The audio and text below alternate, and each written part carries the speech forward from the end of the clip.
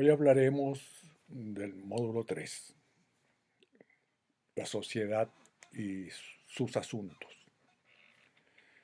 Vamos a comenzar por señalar lo que nos parece que es lo real histórico, lo que la realidad nos cuenta.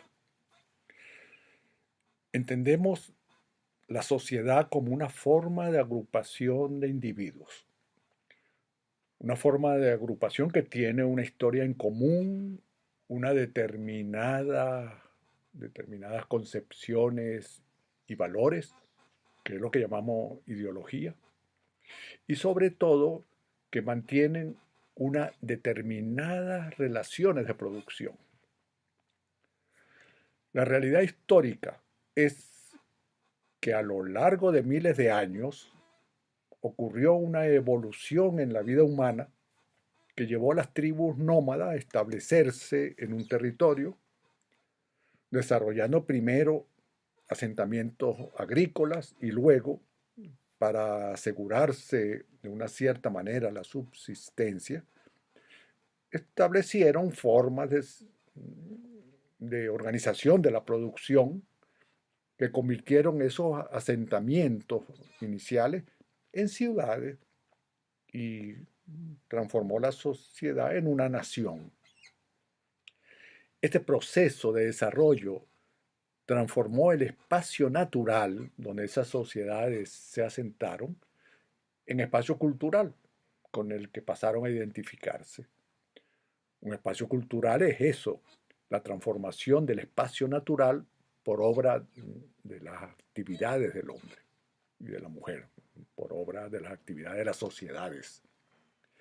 Ahora bien, la vida en esos territorios ocupados y construidos por sus habitantes organizados en sociedad no fue una vida apacible y placentera de trabajo, compañerismo y solidaridad, y mucho menos de buenas relaciones con las sociedades vecinas. Esos grupos sociales, organizados primero en castas, en clanes y luego en clases, se relacionaron de una determinada manera con los medios de producción, con lo religioso y con lo militar, según fuera el control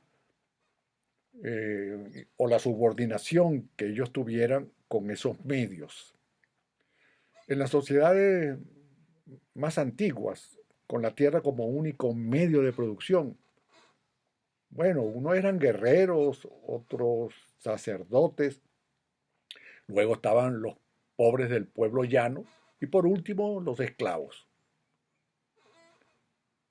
Posteriormente, en el feudalismo, la conformación social era, por una parte, los nobles, dueños de la tierra y dueños de las cosechas. Después estaban los clérigos, cuya función era someter a los fieles a los poderes divinos y por lo tanto reales. Y por último, los siervos, solo con su fuerza de trabajo.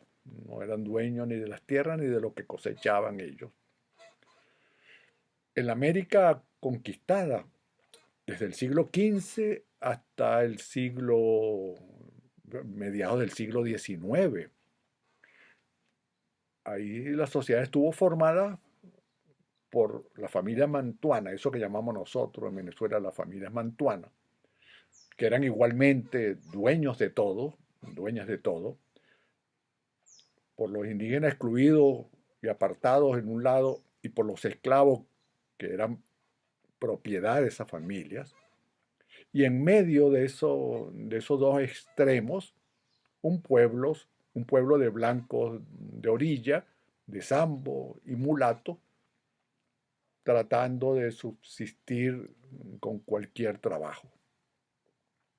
Con las diferencias de tiempo propias de cada región y cada cultura, las diversas sociedades desarrollaron sus propias formas comerciales y de intercambio de lo producido, con el dinero como forma de pago, dando origen a una nueva clase social formada por los comerciantes, traficantes y prestatarios que se asentaron en las ciudades que en Europa llamaban burgos, que fueron progresivamente adquiriendo fortuna y propiedades,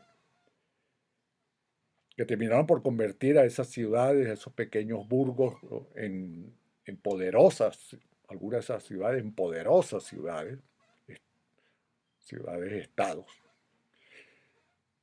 Bueno, esa clase, esa nueva clase era la burguesía, llamada así porque nacieron en los burgos, pues. Esa burguesía insurgiendo terminó derrocando a la aristocracia. Todo lo anterior permite, como lo señalaba Leo Huberman en Los bienes terrenales del hombre, un libro que tienen ustedes anotado en su bibliografía y que deben leer. Huberman señalaba que la historia humana ha dejado claramente definida una secuencia de 5 modos de producción en las diversas sociedades que han habitado el mundo. El comunismo, el comunitarismo primitivo, no el comunismo, el comunitarismo primitivo, donde se compartía todo. El indigenista, que algunos llaman el modo de producción asiático. El esclavista, que ya hemos hablado en las sociedades antiguas y en América y África colonial. El feudalista durante muchísimos siglos, hasta el siglo XVI casi, o XVII. De hecho, los esclavos en América existieron hasta mediados del siglo pasado, del siglo XIX, perdón. Y luego del feudalista, el capitalista. Forma también parte de esa realidad histórica que nada de lo aquí dicho ocurrió de manera natural y mucho menos divina. Si comparamos esos modos de producción con las formas que han adoptado las sociedades que sostuvieron y que sostienen actualmente tales modos de producción, veremos, se evidencia, queda en evidencia que el Estado y la ideología son los 2 valores fundamentales de la superestructura de toda nación. Y toda esa superestructura, el Estado y la ideología que conforman esa superestructura de la nación, están fundados sobre una estructura económica, sobre una base económica. Así lo señalaba Marx en su libro Contribución a la crítica de la economía política, que fue un libro escrito en 1850, editado en 1858. Bueno, Marx señalaba, y yo les trataré de enviarles un gráfico en los próximos días, un gráfico sobre esto que estoy expresando, de la estructura y la superestructura. Expresaba, y entramos en las afirmaciones, expresaba lo siguiente, que es objetivamente, las interpretaciones son, como ya hemos hablado, una interpretación del mundo real. Decía Marx, en la producción social de su vida, los hombres contraen determinadas relaciones necesarias e independientes de su voluntad, relaciones de producción que corresponden a una determinada fase del desarrollo de sus fuerzas productivas materiales. Bien, el conjunto de estas relaciones de producción forma la estructura económica de la sociedad, la base de la sociedad, la estructura económica de la sociedad, la base real sobre la que se levanta la superestructura jurídica y política y a la que le corresponde determinada forma de conciencia social. Terminaba Marx diciendo, El modo de producción de la vida material condiciona el proceso de la vida social, política y espiritual en general. No es la conciencia del hombre lo que determina su ser, sino por el contrario, el ser social es el que determina la conciencia.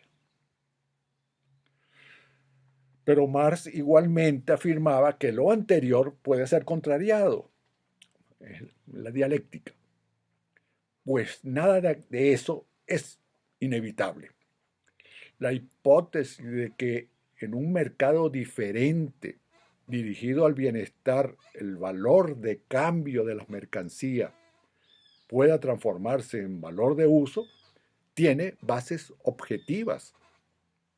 Y su disparador dependerá del desarrollo que adquiera la conciencia de la sociedad, al transformarse de suma de individuo aislado en colectivo organizado. Por otro lado, François Huttard, un filósofo belga muerto recientemente, nos dice que son 4 los asuntos que toda sociedad tiene que resolver. Ver el libro de Huttard, que está también en la bibliografía. ¿Cuáles son esos 4 asuntos que Huttard señala que la sociedad debe resolver para avanzar a un estadio superior? Bueno, en primer lugar, la relación con la naturaleza. En segundo lugar, la producción de su vida material, la vida material de esa sociedad, cómo se produce, cómo se vincula todo el mundo a lo producido. En tercer lugar, la organización colectiva, es decir, la organización social y política, de manera colectiva que tiene que asumir para establecer esa nueva relación con la naturaleza y esa producción de la vida material. Y en cuarto lugar, la cultura como lectura de lo real, como conocimiento de lo que sucede, de los hechos, lectura de lo real. La cultura es la lectura de lo real, la verdadera cultura me refiero. Y, por lo tanto, la construcción de una ética. Esos son los 4 aspectos que Huttard señalaba que toda sociedad debe luchar para resolver. Esas 4 cosas, que no son ni mucho menos lo que todo régimen tutelar le interesa procurar, están unidas de manera indeclinable con la manera como los individuos se relacionan entre sí y, y cómo se relacionan con la naturaleza. Estoy hablando de la real factibilidad de convertirnos en seres sociales, lo cual significa formar parte consciente del colectivo. Entremos ahora a hablar sobre el espacio de lo social, el espacio de la sociedad, que no es otro, sino la ciudad como espacio de lo social.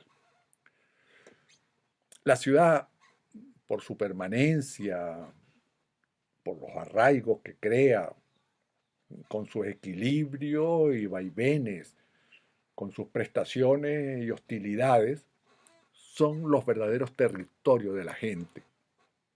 Es el lugar del colectivo. Y esto es independiente de su tamaño y de su población. Debo precisar que llamo ciudad a la agrupación de un cierto número de edificaciones servida por diversas redes con un mínimo de equipamiento urbano necesario para la vida de ese colectivo y con las áreas circundantes que se extienden mucho más allá de lo urbano, que son áreas para la producción, para la recreación y el esparcimiento, para dotarse del agua necesaria para la vida, para deshacerse racionalmente de los desechos que la sociedad produce. Pero una ciudad Es mucho más que eso, es un hecho cultural. Pienso que el más importante luego del lenguaje. Es el lugar donde los habitantes se convierten en ciudadanos con intereses comunes y diversos, intereses acordados y otros confrontados. Es el territorio de la sociedad y en consecuencia es el centro de la lucha de clases. Revisemos brevemente el caso de Venezuela. Más del 85% de su población se concentra en las ciudades. Sin embargo, la conciencia de ciudadanía no se adquiere simplemente por vivir en ella. Hasta hace poco no había ciudadanía posible para la extensa, enorme pobrecía excluida que habitaba a las márgenes, en la periferia de las ciudades venezolanas. Al igual, cosa que sucede igual en las miles de ciudades del mundo. En nuestro caso, estas exclusiones históricas solo comenzaron a corregirse luego que Chávez levantó la bandera de la profundización democrática. Sin embargo, en un país con una economía sustentada en la renta petrolera y con sindicatos antes y ahora dominados por un pensamiento meramente reivindicativo, la lucha de clases quedó marcada no por la división del trabajo y su consecuencia en la apropiación de la plusvalía, sino por el reparto, por el acceso al reparto de esa renta petrolera. Por eso no fueron las fábricas el centro de las luchas, como es el relato socialista, la ortodoxia socialista. No fueron en Venezuela la fábrica el centro de la lucha. Ellas ocurrieron en las ciudades, convertida poco a poco en el espacio de protesta de los que trabajan, sean asalariados o informales, de los que estudian, de los que aman la vida, de los excluidos que recorren sus calles buscando cómo sobrevivir. No fue casual que la insurrección popular de 1989 fuera llamada el Caracazo, fue la ciudad alzada. Bien, volvamos al asunto de la ciudad. Esa compleja estructura de la grandeza y miseria de la sociedad humana está conformada por dos tejidos. El primero es un tejido que lo llamaríamos sociopolítico, que a pesar de no tener forma material, no ser material, tiene un gran peso, enorme peso. Es el que otorga razón, sentido e identidad a la ciudad. Sus hilos fundamentales son el modo de producción, como ya lo hemos dicho, el modo de producción e intercambio con sus clases sociales, la cultura, que está impregnada de los valores ideológicos de esa sociedad, y su forma de gobierno. Esos son los tres hilos fundamentales de ese tejido sociopolítico de la ciudad. Todas esas cosas que están lejos de ser circunstanciales resultados de la concertación social de varios siglos, han sido reguladas y están manejadas por los que han controlado desde siempre el territorio y lo que en él se produce. El otro tejido de la ciudad es el tejido físico espacial, eso que llaman la trama urbana. Organiza y atiende, esa trama es la que organiza y atiende a su habitante y los diferentes servicios que los habitantes necesitan. Es la que le otorga posibilidades de protección, permanencia, movilidad, abastecimiento, es decir, vida estable, siempre y cuando hayan de alguna manera sobrevivido en la lucha por un espacio propio en esa trama que fue construida más con arrebatos que con planes. Los excluidos de esas ciudades y los que vinieron de la ruralidad tuvieron que asentarse En las márgenes de ella, esos territorios que se extienden más allá del urbanismo formal, ocupando cerros y quebradas, convirtiendo las áreas naturales y hasta las áreas productivas en villas miserables. Esos dos tejidos a los que he hecho referencia, a pesar de sus precariedades, son lo que diferencia a la ciudad de un caserío o de un campamento. Es todo esto, es por todo esto que la ciudad adquiere el peso que ha tenido en la conformación de la sociedad. Algunos la llaman la casa del construir. Hablemos ahora del control del poder, del territorio como control del poder, el, el- el territorio donde la sociedad, el territorio en toda su extensión, que es el elemento de control del poder, control fundamental.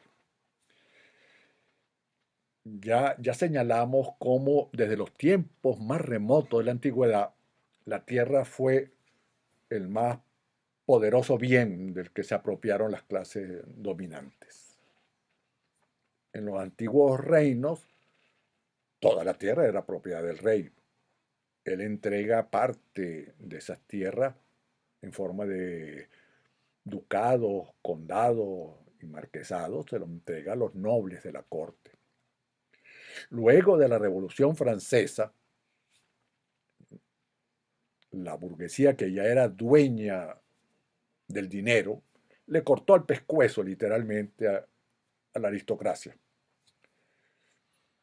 y se apoderó también de las tierras. Eran dueñas del dinero, dueñas del comercio. Bueno, se apoderaron al liquidar a la aristocracia de las tierras. Pasó así a controlar durante los dos últimos siglos los poderes de las naciones y lo hicieron a través de sus representantes, que son los llamados políticos. El poder económico tomó control de, de todas las propiedades. Pasó a controlar las naciones, pasó a controlar la riqueza, lo producido por esas naciones. Pasó a ser el poder fundamental. Es por eso que ahora esa gran burguesía, pequeña en número, pero muy poderosa en dinero y en poder político, ve factible acabar con los estados nacionales y crear un gran estado corporativo mundial. En Venezuela, como en la mayoría de los países que fueron colonias de poderes imperiales, la lucha de liberación sustituyó a las revoluciones burguesas y simplemente lo que llamamos nosotros las familias mantuanas de la, de la colonia, que eran dueños de la tierra, dueñas de la tierra, pasaron a ser dueñas, esas familias, las dueñas de una república que copió los modos europeos sin aprender de los derechos y deberes que disimulan la explotación. La constitución de los tres poderes territoriales en la Venezuela republicana, la constitución por parte del Estado venezolano de los tres poderes, el nacional, el poder estatal y el poder municipal, que son los tres poderes territoriales que tenemos, fue solo consecuencia del reparto del poder que habían hecho los colonizadores españoles y que luego de la Guerra de Independencia pasó a ser de los caudillos regionales. Veamos, por ejemplo, la estructura territorial de nuestros municipios, que a diferencia de la vieja concepción de los ayuntamientos europeos, sobre todo los españoles, italianos, inclusive holandeses, a diferencia de ellos, nuestros municipios tienen comúnmente un extenso territorio sobre el que esa malformada república ha pretendido funcionar sin tomar en cuenta sus problemas, sus potencialidades, ni medir las capacidades sustentables que ellos pudieran tener. Ese reparto del país fue constitucionalizado, pero continuaron siendo territorios para el saqueo, para la demagogia, con muy baja capacidad productiva, con severa deficiencia administrativa, todo lo cual facilitó, y de alguna manera sigue siendo así, la explotación salvaje por el capitalismo. Es por eso que la primera ley de régimen municipal aparece 130 años después de la independencia. Aparece en 1961, la primera ley de régimen municipal. Y existían los municipios, 130 años gobernados por caudillos. Y todavía transcurrieron 28 años más para que aquel alzamiento popular que ya mencionamos, el Caracazo, forzara la realización de elecciones para elegir democráticamente a los alcaldes municipales. De esa historia de olvidos, saqueos y ocupaciones surgieron esas entidades municipales, algunas absolutamente absurdas. Por ejemplo, algunas, la mayoría producto de ese reparto de la tierra entre los poderosos. Municipio Cedeño, por ejemplo, en el estado Bolívar. Ese municipio tiene un territorio más grande que todo el estado Zulia. La administración de ese municipio no ha tenido nunca ninguna capacidad real para hacer grata la vida de la gente que allí habita. Ni esa gente debe haber conocido jamás a las autoridades que lo han administrado. Municipio, por ejemplo, como Las Mercedes, en el estado Guárico, que va desde los límites de Aragua al norte hasta el río Orinoco al sur, con apenas 35.000 habitantes, que creo que tiene ese municipio. Un municipio donde la única actividad productiva está restringida a la actividad petrolera de servicio, localizada alrededor de su capital, las Mercedes del Llano. Fuera de ella, lo que hay son unos extensos fundos donde el ganado pasta perdido, con algunos peones que eventualmente pueden ser contratados para hacer las tareas que le corresponden. Y con un parque nacional realmente olvidado. El caso del municipio Falcón, en la península de Paragoná, que ocupaba toda la península hasta que ocupaba toda la península viviendo de la renta petrolera, hasta que a los oportunistas del caso se les ocurrió dividirlo en tres para repartirse la zona franca de Punto Fijo y el complejo refinador de Paraguaná en dos nuevos municipios que, bueno, que era parte del reparto del poder.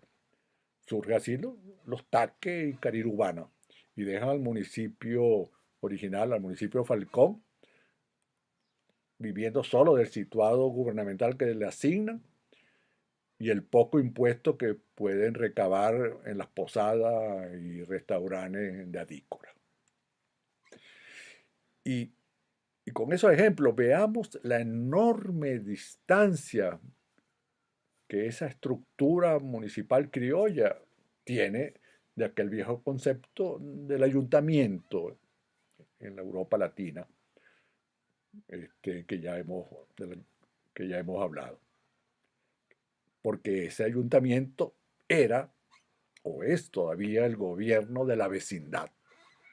España, por ejemplo, tiene 8.119 municipios, es decir, 24 veces más que Venezuela, con la mitad del territorio. En España, cada ciudad, cada pueblo, cada villa, junto con los terrenos que rodean y que le dan sustento, que los provee, tiene su propio gobierno, el gobierno municipal, el ayuntamiento. Esa es la esencia municipal. Y aunque el neoliberalismo se ha encargado de tapiarlos, sigue siendo inolvidable el drama municipal que Lope de Vega describe en Fuente Ovejuna, escrito a principios del 1600.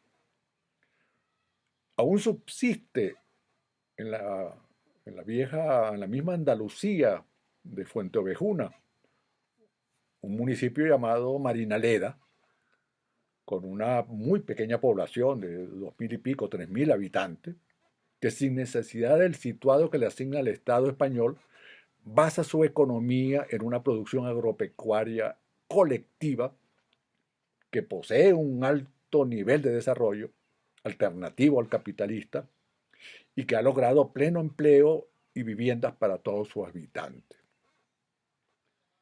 Pues bien, volviendo a Venezuela, las evidencias de ese desatino político territorial que son los municipios son apabullantes. Un país con una organización político-administrativa burocrática, torcida e improductiva, bajo el control de políticos designados por los partidos, fue colocada al servicio de los grandes dueños de la tierra, de los empresarios, de los financistas, del desarrollo inmobiliario especulativo. No se dejó espacio para el desarrollo de los poderes creadores del pueblo.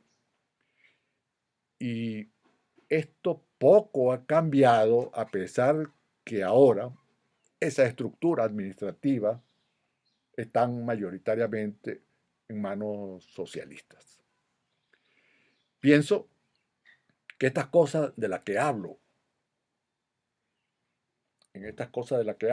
se ha avanzado poco en los 4 puntos que señalaba el filósofo Hutar o que señalaba también Alfredo Maneiro, un revolucionario venezolano muerto en 1982, que ya había hablado de estas cosas que Hutar menciona, que Hutar lo menciona después, ya Alfredo antes que él había hablado de eso. Alfredo decía, la revolución es sobre todo un cambio en las relaciones humanas, un cambio en la forma de relacionarse los hombres y las mujeres entre sí y de arreglar de una cierta manera sus relaciones con la naturaleza.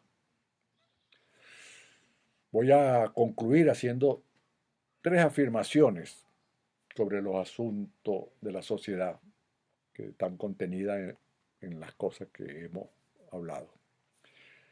Me parecen obvios, sin embargo, están, a pesar de que son obvios, están todavía muy distantes de la realidad. Veamos esas 3 afirmaciones. En el socialismo, la sociedad organizada es la que produce. Eso debe quedar claro. En el socialismo, la sociedad organizada es la que produce. Al Estado, en el socialismo, al Estado le corresponde la planificación, la seguridad y la justicia social, no la producción. No tiene que ser dueño de la producción. No tiene que contratar a la gente para que produzca. El problema es el Estado, la planificación, la seguridad y la justicia social. Y la tercera cosa, consecuencia de esas dos, es que el asunto del socialismo es la democracia. Por eso es la sociedad la que produce y por eso el papel del Estado está limitado, debe estar limitado a la planificación, la seguridad y la justicia social. Bien,